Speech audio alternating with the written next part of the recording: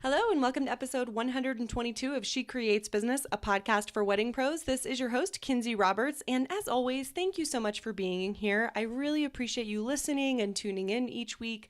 I know you have tons of choices when it comes to podcasts to listen to, and it's just a pleasure that you have chosen mine to listen to today. If you're new around here, there are 121 episodes for you to binge listen to. I encourage you to head back into the archives and give those a listen after this, and welcome. We're happy to have you here. I have one quick announcement, and it's very quick before I introduce you to Michele, my guest for today.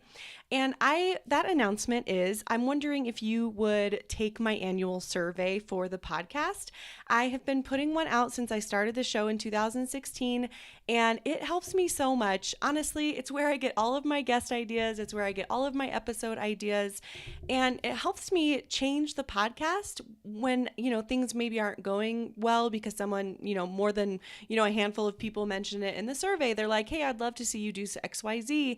And I take it so seriously because I create the podcast for you. Without you, it would not be a show. It would just be a couple of audio files on iTunes. And so if you have some time, I would really appreciate it if you would click on the link in my description of this episode and take that survey. It's very fast. It's not long at all. And I'm going to be drawing for a $200 Amazon gift card right on time for the holidays. I am going to draw for that next Friday, which as I record this, it's November 29th, 2018. So I'm going to draw for the gift card winner on December 7th, Friday, December 7th. So if you would click on the link in the description of this episode, just tap your podcast player and take that survey and just give me your real honest feedback. I'd surely appreciate that. And you guys, you're not going to hurt my feelings. I love honest feedback. And honestly, you can't be anonymous because I need your name and email just in case you win the gift card. Yay. So thank you very much for considering doing that. I really, truly appreciate it. It really helps me grow the show and helps me make sure that it continues to deliver what you want to hear so that we can all get something valuable out of this. So thanks for doing that. I really appreciate you. Okay, so Michele Schwartz, she is the editor-in-chief of The Modern Jewish Wedding. And today we are talking about, as I'm sure you could tell from the title of the episode, we're really talking about becoming a vendor in the Jewish wedding market specifically.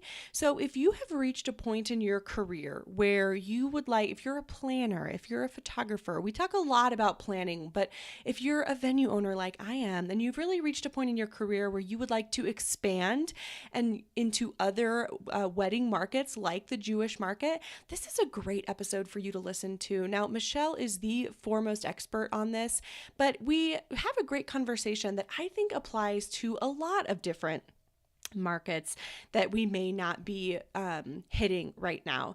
And we talk about this specifically. This is not like, oh, increase your bottom line because they want to spend so much money. It's not. Yes, it's part of that. It can increase your revenue, and Michele touches on that, but it's really about, becoming more of an expert. It's really about kind of like spreading your wings and trying new things and serving another group of people. You know what I mean? So I hope you enjoy this. Let me tell you a little bit about Michele. She began her career in hotels and weddings at Walt Disney World. She's a published author and a highly sought after speaker with a degree in communications from the University of Texas at Austin. She is the creator and editor-in-chief of The Modern Jewish Wedding, where she shares her expertise in Jewish wedding design, fashion, and culinary trends. Award-winning, innovative, and influential, Michele is the president-elect of NACE Austin and has served as vice president of communications for ILEA Austin. I never know if I say that correctly. ILEA, you know what I mean? Social media chair for One-to-One Women Coaching Women, and president of the National Council of Jewish Women Austin section. She is an acclaimed national speaker presenting in front of audiences at the special event, Engage, Cater Source, NACE Experience, and several local NACE and ILEA chapters. Isn't that amazing? She's been featured in the New York Times, Chicago Bride Magazine, Moment Magazine, OnceWed.com, and Caribbean Bride Magazine, among many others. And in 2014, she and her team won an Esprit Award for Best Team Event. I cannot think of a better human being to discuss this topic, and Michele just brings it today. I'm so excited for you to hear this episode. She is just a force to be reckoned with. So buckle up. Here we go. Let's go to the show. Michele, welcome to the show. Why, thank you. It's great to be here. It is great to have you. Listeners, we were just talking offline that Michelle and I feel like this is, I was telling her, I feel like I'm rescheduling podcast interviews at least once a week. And so I had to cancel or reschedule, and then Michelle had to reschedule, and now we're just both so excited to be on the same Skype call together. So I'm really looking forward to this interview. We're chatting today about all things Jewish weddings and how we can incorporate them into our business. And we're really going to dig into the nitty gritty because Michelle is an expert. And so, Michelle, as I always do, I read that professional bio there at the top of the show, but I would really love for you to, in your own words, just give us a quick synopsis of what you're doing in the industry and kind of how you got to really focusing on the Jewish wedding experience. Well, I was born into it. There you go. To start with, I was born into Judaism. But I was also born into a family that, my mom, who kind of, Cinderella is the epitome. And so what better combines love of Judaism and Cinderella than Jewish weddings? And in actuality, I really did get my start in events at Walt Disney World. I worked at Walt Disney World both as a summer intern and then as what we call PERM, or a permanent cast member. Mm-hmm. And when I was a permanent cast member, I worked in several resorts, one of which was the Disney's Grand Floridian Beach Resort. And the Grand Floridian now is kind of the home to the Wedding Pavilion. It's on that same property, and the Wedding Pavilion was built kind of to look like that hotel. But at the time, the Wedding Pavilion didn't exist. So the hotel became our lobby became the de facto Wedding Pavilion. So that was my first taste of a true Cinderella wedding with a beautiful carriage and footmen that carried the bride away, and I was hooked. Oh my gosh, I would be too. How long were you with Disney? I was with Disney, including my internship, for a total of 5 or 6 years. Wow. It was a great learning experience. And because they are all about branding and attention to detail and customer experience, I was really able to take all of those things that I learned. And my next job had the best job title ever. It was called the Director of Life Cycles and Celebrations, and it was at a Jewish congregation in Dallas, Texas. Mm-hmm. I kind of took all of those things into this job that I had at this temple, where I was responsible for the Jewish celebration of the holidays, the community celebrations, and then also the liaison between the congregant families and the rabbinic staff regarding life cycle events. So primarily bar and bat mitzvah and weddings. I mean, there are a few other life cycles, but those were the two big ones. Those are the main ones. And so what does it look like? I guess, tell me, what makes a Jewish wedding a Jewish wedding? How are they different? And I mean, of course, and do they have to get married in the synagogue? You know how Catholics, they get married in the church and then they have a reception. We've had a couple of those at my venue, but what makes a Jewish wedding a Jewish wedding? What's the difference there? So that's a great question. And for one thing, I just want to clarify that 51% right now, mm-hmm. so more than half of Jewish weddings are actually JEW-ISH, Jewish, because there's more than half that are actually interfaith. So one person is Jewish and the other is another faith, but they're incorporating Jewish traditions. Mm-hmm. So to have a ritual Jewish wedding is really different based on what strand or flavor, whatever you want to call it, of Judaism you adhere to. So we have 3 really large in quotes, air quotes, sure. large Judaism strains here in the United States: Reform, Conservative, and Orthodox. So my answer would be different depending, but just for the sake of ease for your listeners, a typical Jewish wedding requires a ketubah and something of value. So a wedding contract in the exchange of something of value, which is usually the wedding ring, and 2 people. And I say 2 people because the Reform and the Conservative movement do recognize same-sex marriages. The Orthodox movement does not yet. So there's always going to be a variety of answers to every single question, just for, to make it clear as mud. That makes sense. Okay. And I feel like that's a lot of religions, and I think a lot of traditions. There's many answers, and this is great. So when you said over 51% are Jewish. Correct. Right. Wow. Okay. And so can you give us a couple of examples of maybe Jewish weddings that we have maybe even seen, featured on a wedding blog or on Instagram? I'm actually thinking of one maybe that I've seen from a local planner out of Boulder. Can you kind of give us some examples of what those might look like? Sure. And you might not be able to tell that they're Jewish because the number one reader, for example, to my blog is a young woman who, I say young because I'm like, her grandmother's age, but young woman to someone who's marrying into a Jewish family who is not Jewish, who wants to incorporate Jewish traditions. So typically, an interfaith wedding will still have a huppah. They might have a ketubah that's specific to an interfaith marriage. Mm-hmm. A ketubah is a marriage contract, for example. They probably might still stomp on the glass. So an interfaith wedding will, you might have seen one from The Bachelor and The Bachelorette. Ashley, I think it was Ashley, this was years ago, Bachelorette married JP. And they had a huppah and they had kippot.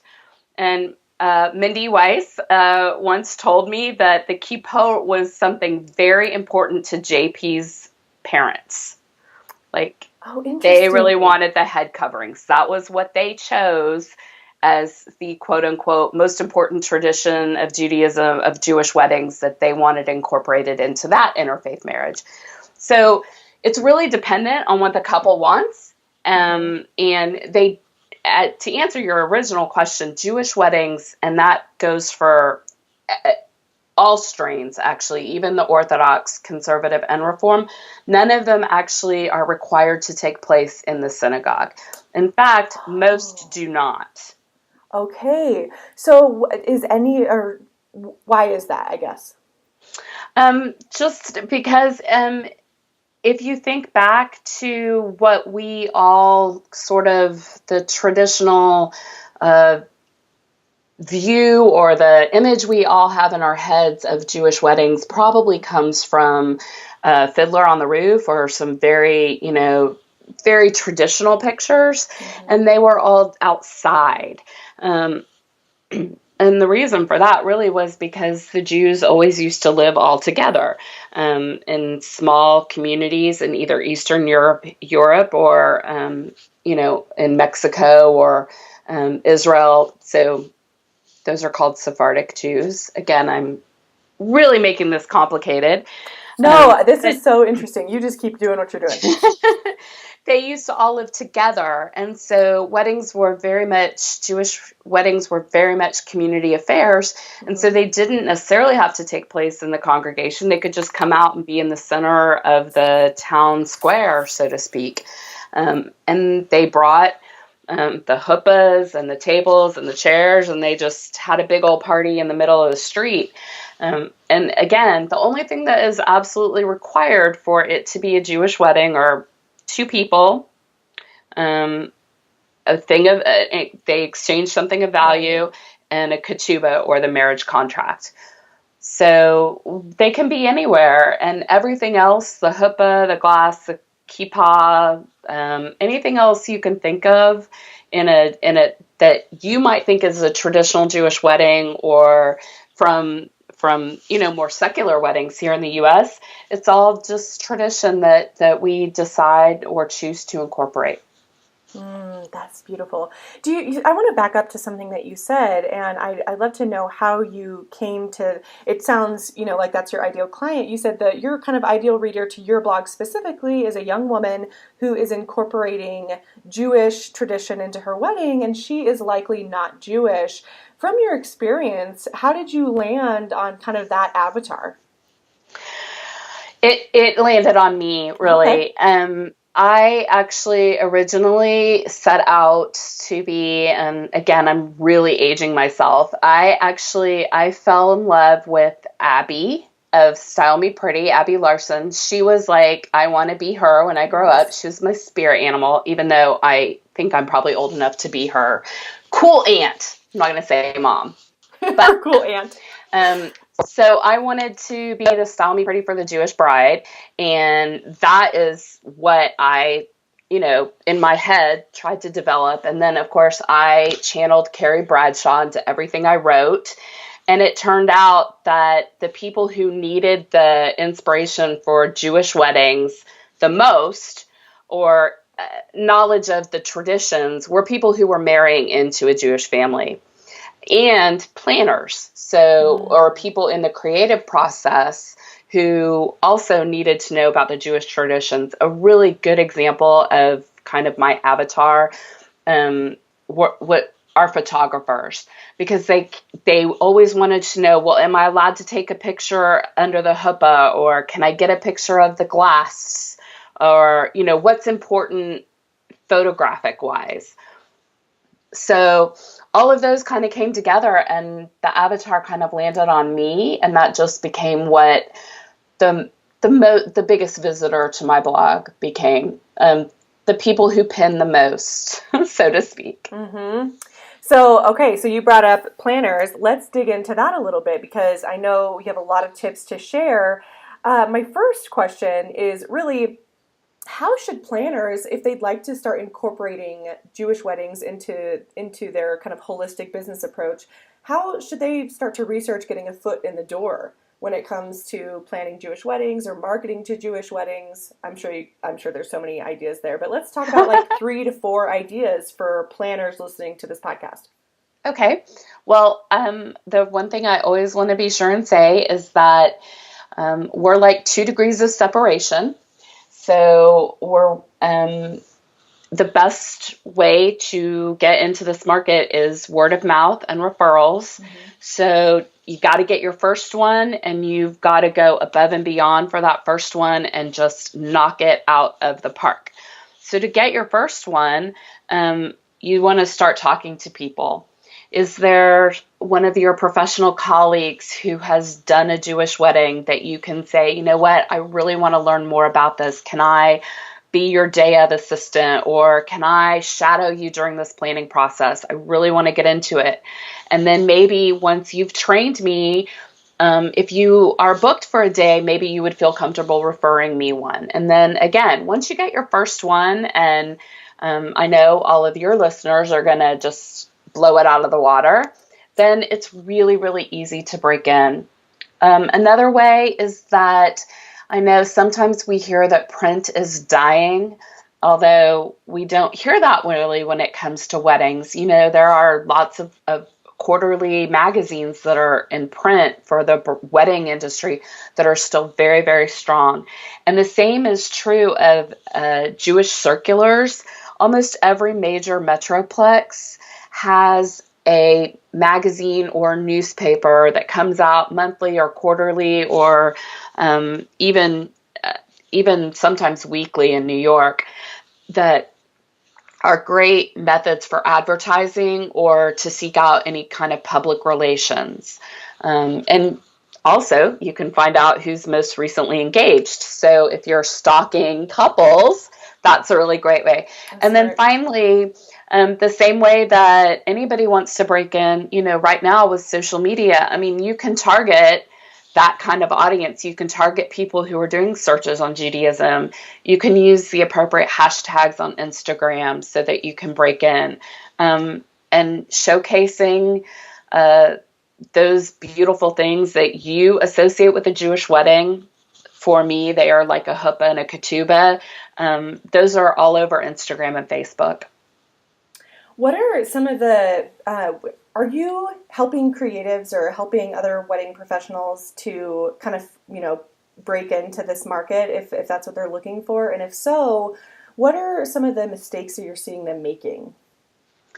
Great question.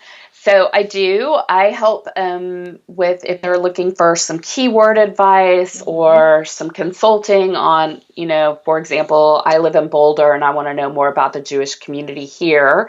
That's part of being 2 degrees of separation. I know a lot about the Jewish communities all over the country. So I can always kind of help point people in the right direction.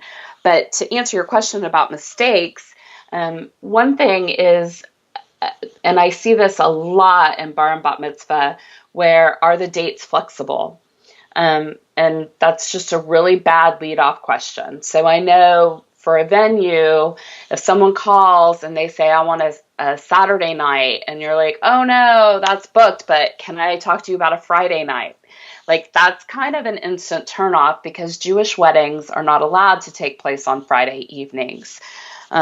So from Friday night sundown to Saturday night sundown is typically like a blackout period. And there are blackout dates around certain Jewish holidays. So you want to be really aware of that and be really cautious when offering up certain dates because you might offend someone. Okay. Now, I say that with a caveat, and that because you're brilliant enough to be listening to this podcast, you're going to be smarter than many, many people who are calling you. But again, it's going to give you that professionalism to be sure to ask the right questions. And it might not necessarily offend either of the people of the couple, the bride or the groom, or if it's a same-sex marriage, the brides or the grooms. You might not offend them, but you might be offending the parents. And you just don't want to start off a relationship in that way. Another big mistake I see is from caterers who don't ask a clarifying question before sending a proposal about, are you going to be observing any kashrut or kosher laws? So the big one really is you don't want to send anything over unless you've clarified that it's okay to serve pork or shellfish or to have milk and meat together. So let's say the bride and groom want sliders as a midnight snack. You want to make sure that you clarify before you send over a proposal. Well, are you okay to mix meat and dairy? Because not everybody is going to be okay with that. So those are the big mistakes I see, is not asking enough clarifying questions up front and then saying something that alerts, maybe again, not to the bride or the groom, but to their parents or their grandparents who may or may not be helping pay for it, to the fact that you're kind of a novice, or that you might offend someone and just start off a relationship in a bad way. So these are very specific things that you would not know if you were not Jewish, number one, or if you weren't already doing this. So what are good resources for people to find this information so that they can do the research and feel confident and not ask these questions up front? For example, I would have no idea that meat and milk can't be served together, but I certainly don't want to ask that novice question. So what are some places that we can go and say, hey, I'm really looking for these traditions and I want to make sure that I'm knowledgeable before I try to serve a Jewish couple? Awesome. Well, obviously you can come to me. Yay. And you can find me at themodernjewishwedding.com. There are a couple of really great books. The first one is like the oldest. It was written in the 70s, and it's still kind of the tome, Tome or TOMB. Anyway, it's right. Like the biggest, best book, and it's called The Jewish Wedding by Anita Diamant. And that's spelled Diamant. And then there's lots of other books about Jewish weddings.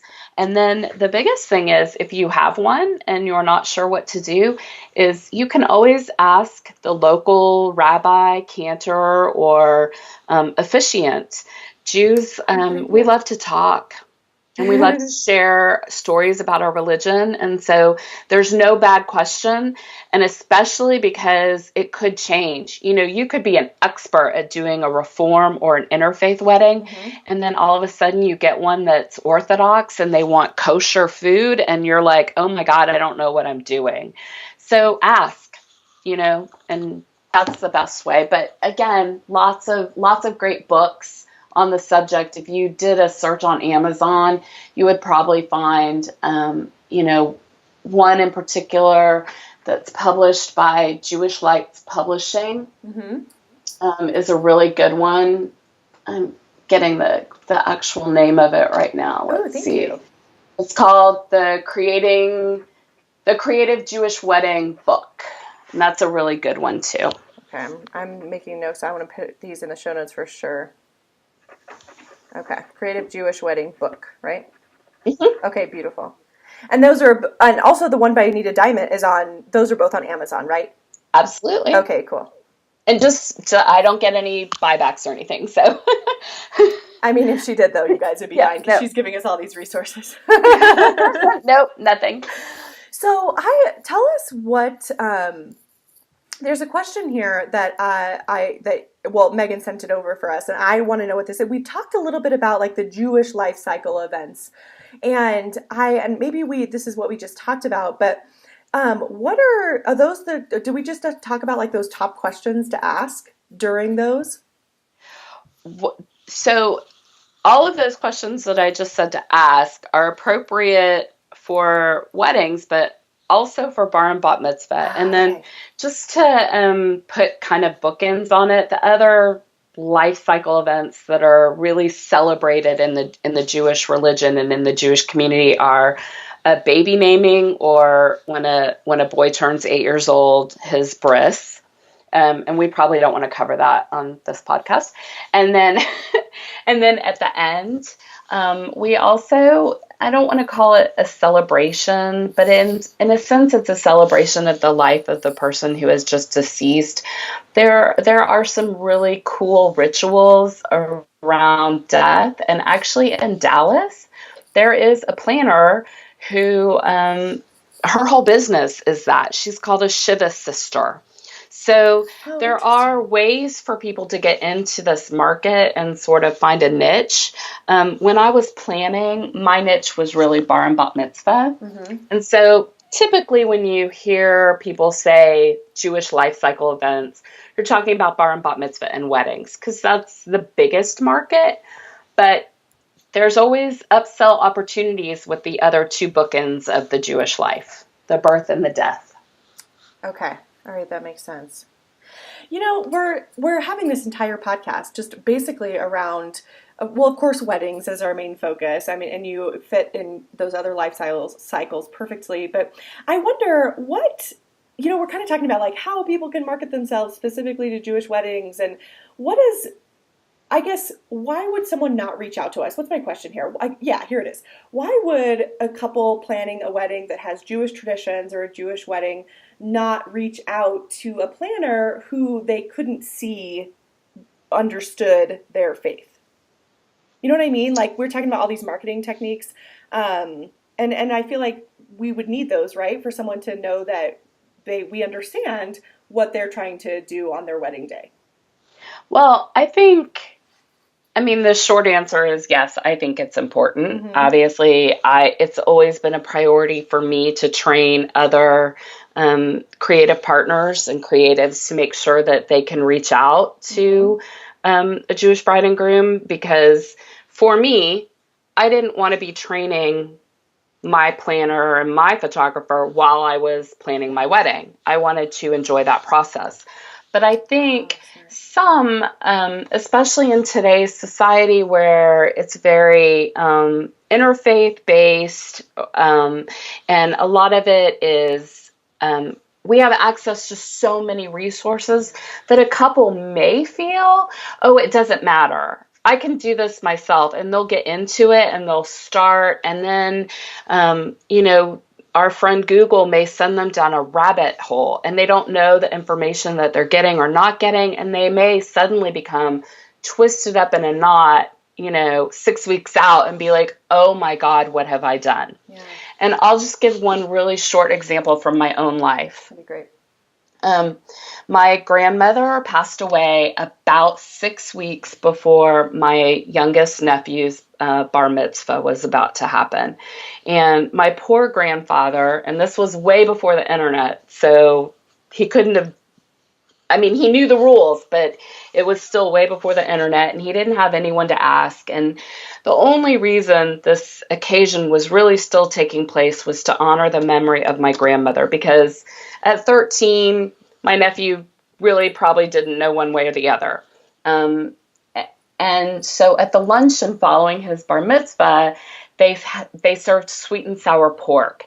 And my poor grandmother probably wanted to turn over in her grave. Oh, no. But my grandfather, it wasn't that we didn't eat pork as a family, because we always did. But it was like, oh my God, you're serving pork at an actual bar mitzvah party.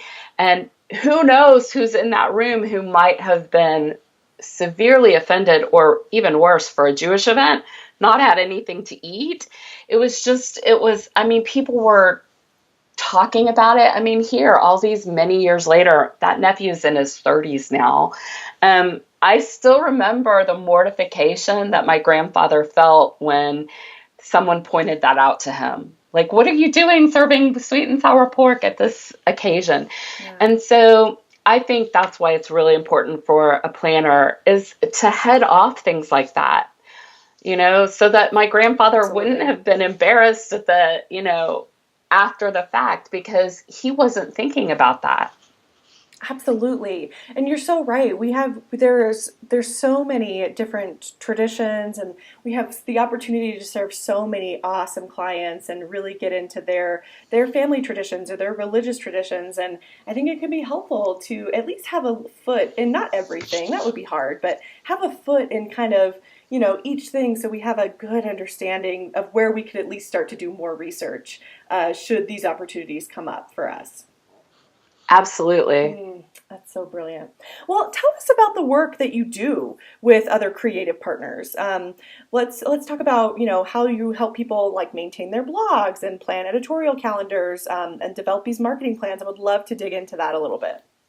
Okay, so anybody can contact me, and I can do a consulting session with them. For example, if you tell me I want to break into the Jewish market and I live in Boulder, I just keep saying Boulder because you said it to begin with, and then I can give them sheets to ask pre-clarifying questions. I can do keyword research on the ways that they can rank in a blog post for that. I can help them set up that calendar so that they're blogging about those best topics to reach out to that market, or I can do it for them. Either way, I can give them all the tools they need to get started, or I can do it for them. And because I actually have a degree in journalism and live in this sort of space of social media, I can set up a full editorial calendar for a year where, say you want to break into the Jewish business, where we are kind of blogging around certain Jewish holidays that you wouldn't necessarily know when they are, but I do. But then we can also incorporate lots of other things in that same blog, or if you're reaching out and doing podcasts, or what you should be posting on Instagram. I have a great friend who can do the hashtag research, and then I can help pick out the visuals. So there's lots of different ways that I can help with that. But I love to write and I love to speak. So I do a lot of speaking, and little, ILEA or NACE or WIPA chapters will bring me in to talk at their meetings. And I can kind of do what we're doing, only in person and with slides and visuals, yes, which is always fun. And I love to talk like every other Jewish person I know. So, and so I can just talk to you on the phone and help guide you, or I can do it for you. We have all different sorts of ways that we can work together. I'm so glad you said that about, and I figured that was the case, but I'm so glad you pointed that out, that when creating an editorial calendar, there are things within a calendar year for the Jewish faith that would be important to touch on as far as blog posts are concerned. And I think that's so brilliant, because you're right, like we don't know, but you do. And you know what I'm thinking right now is, if planners are listening, I feel like, Michele, you'd be such a good resource, of course, for anyone looking to break in, but also I bet there's some planners listening who have done a Jewish wedding, maybe even two, and kind of just flew by the seat of their pants. And they were like, I loved that, but I need more information. I feel like you'd be the perfect resource for that to really up their game for their next Jewish wedding. Why, thank you. I would love to help anybody do that. It's obviously a passion of mine, so I'm always looking to share. Do you feel like the more people that reach out to you are, in your case, you are Jewish, you have been, doing this for so long. Are they also Jewish and they know the faith, or are they more people, and I'm talking about the creative partners, not like the people who read your blog, but are they more people like me who would be interested, or, any planner or vendor who'd be interested in serving that community and they just need to know where to start? What do you find is more contacting you more?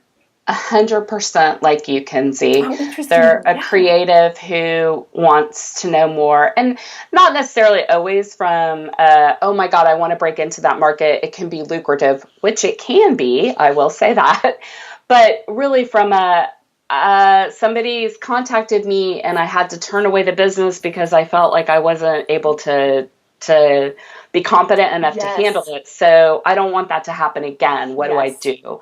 But to go back to, to answer it, we're such a small population.